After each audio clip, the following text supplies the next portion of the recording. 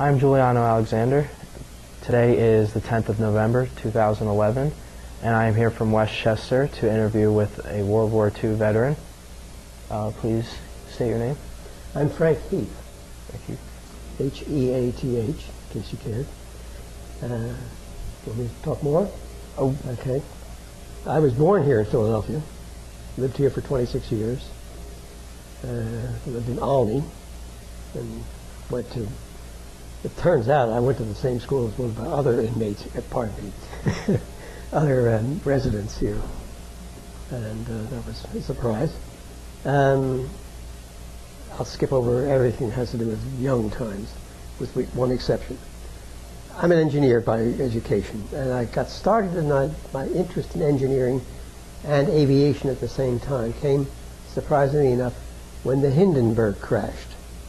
The Hindenburg was a German Zeppelin, and it had 60 passengers on it, roughly, and crashed at Lakehurst, New Jersey in 1937.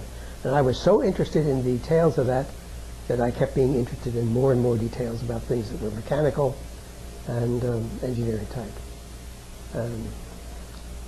Went to school at the Lowell School in Olney and to Olney High School. Graduated from there in 1945, after the war had actually ended, which is why I didn't have any time with a rifle. What should I say next? Well, I actually have some questions for you. Fine, go ahead. Were you aware of the war before the U.S. got involved? Oh yes, very much so. I followed it all through. Right. How did you learn about Pearl Harbor? I learned about it while I was in a session with the chorus of Olney High School, and we had just finished the choral rendition, and somebody said, "Turn on the radio." Turned it on and heard what had happened. So you were still young at this time? Oh yeah, let's see, that was 41, so I was 14. 14? So how did everyone in the Philadelphia area react to this? I don't know how they did. Pearl Harbor was not a place that was well known to anybody. In fact, many people, I knew about it because I was interested in Navy things too. Mm-hmm. But most people I knew didn't know or didn't care about stuff like that. And especially since we were not in the war, it was all very remote. Most Americans just didn't care until it happened. It didn't take very long, however, for people to get outraged at the way it had happened. Right. And, okay. How did you enter the military? I got drafted. You got drafted? I was among the last of the draftees. After the fighting wars ended in September 1945, one naturally assumed that the draft would end. Bureaucracies don't end. And so I got drafted in March of 1946. Was this after your graduation? No. I had started at Penn after high school. Okay. And had one semester in when I got notified that I was going to be drafted. So I had to stop that and go away for almost 2 years before coming back and finishing at Penn. But I tried to persuade the draft board that they really didn't need people like me. I wanted to continue with education. I thought I was going to be an engineer. Right. They said, yeah, we have a quota. And so that's what happened. Their quota got filled, and I was one of the last of the draftees because they stopped the draft a month after I got drafted. But we didn't get released until a year later. So I was in the Army from March 1946 to April 1947. And I thought I was going to hate it, but I didn't. And one of the reasons I didn't hate it is I found out later on that by being in for more than a year, I was going to be ineligible for service in the Korean War, which is a good thing. That, of course, was later. But the stuff that I was doing in the Army was very interesting to me because I had a good score in the Army General Classification test, which they gave to everybody.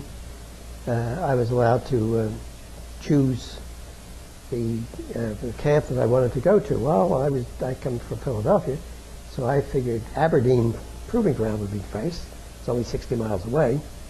And in fact, it was fine until they decided that several people in my group, my company, before we actually finished basic, were going to get shipped off to a place called Vid Hill Farms. Vid Hill Farms is in Virginia, and nobody had ever heard of it. And one of the reasons is it was supposed to be secret. It was the world's largest radio intercept station. Hundreds of very tall poles, wires going back and forth.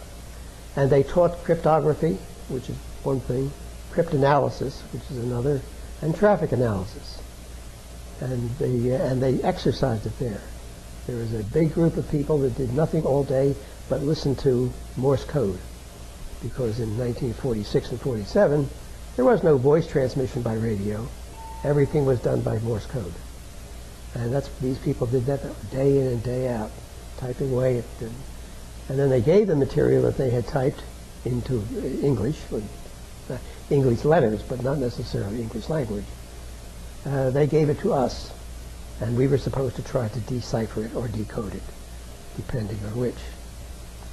By the way, the difference between cipher and a code: a cipher is a character-by-character encryption.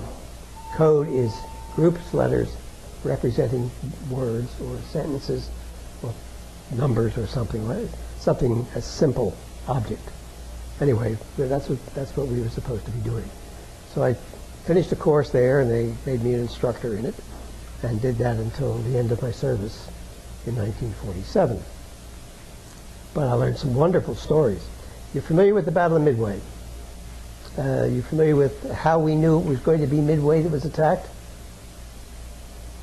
Well, it's kind of an interesting one. Midway is closer to Japan than it is to Honolulu. But it is connected to Honolulu by an undersea cable. And that figured in this. We could tell that the Japanese fleet was assembling and they were going to go somewhere, but we didn't know where. We were listening to their traffic, and we knew that they were referring to some map coordinates, AE and AQ, I'll call them. AE turned out to be Midway, AQ was the Aleutians. And we didn't know whether they would attack through the center of the Pacific or up at the top. If they go up at the top, they're going to hit American territory sooner than they would if they went across the Pacific. And we thought that might be of interest to them. Well, how are we going to find out? We were seeing this AE and AQ in lots of messages, but nobody gave any hint as to what they meant. So a very experienced code guy in Oahu, his name is Roquefort, suggested sending a message in the undersea cable which could not be intercepted, and tell the people on Midway to send another message in the clear in the radio, over the radio, without encoding it, that their water supply equipment had broken down. A day later, the Japanese code the parts that we could read, were saying that AE's water supply was not working. So we knew that AE meant Midway, the Midway area. It had to be that point. And so we concentrated our guys to protect Midway.